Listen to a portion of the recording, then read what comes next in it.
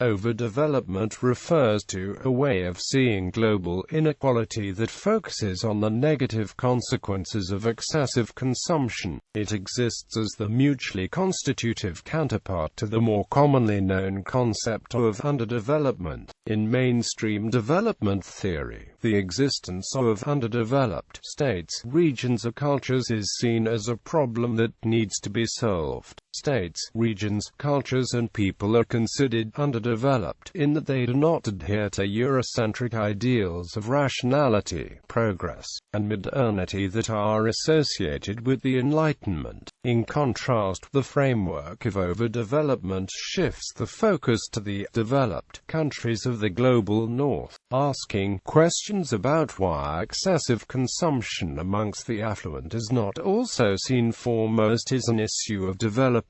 By questioning how and why uneven development is produced in the world, one can evaluate the global north's role and responsibility as overdevelopers in producing global inequality. According to various surveys, consumption is seemingly not making people notably happy, but rather increasing the West's ecological footprint. Overdevelopment has a huge impact on the environment, the social realm, human rights, and the global economy.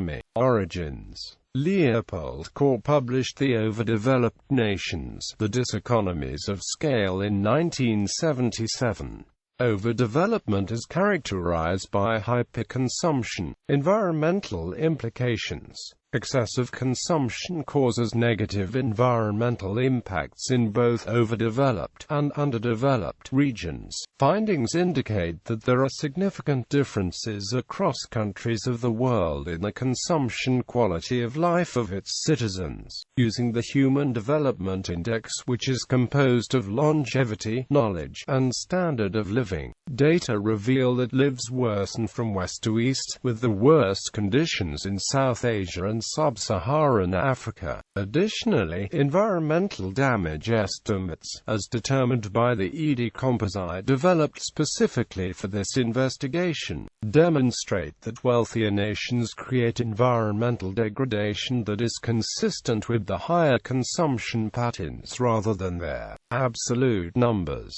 Post-colonial. The legacy of colonialism can be said to play a role in why overdevelopment has been largely unconsidered due to the almost exclusive focus on underdevelopment and the underdeveloped world that has characterized development studies and associated disciplines for so long. Needs. Mainstream development work aims at fighting poverty, sickness and crisis in underdeveloped regions. This sentiment of metropolitan responsibility for distant human suffering is reminiscent of imperialist and colonial movements from Europe and North America as they became entwined within global networks of exchange and exploitation in the late 18th and early 19th centuries. Quote, "This colonial mindset frames the fixation with the global north coming to the aid of distant others. This view could be countered with an equal attentiveness to the problems of overdevelopment and the overdeveloped world. Marxist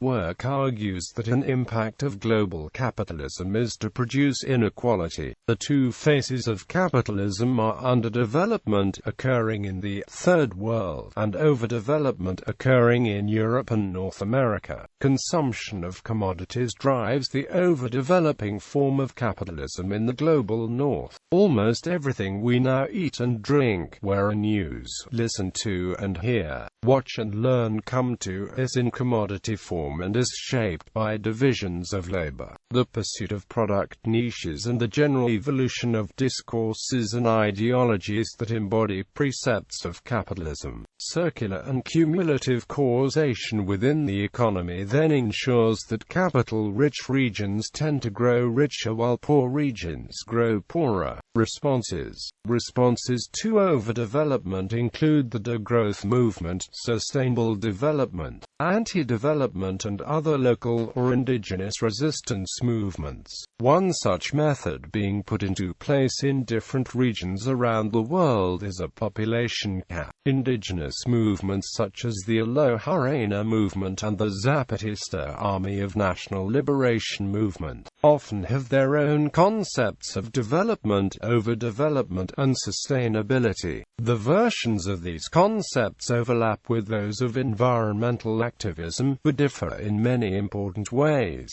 many of which relate to the ideal interrelation of humans and environment in the particular places in question.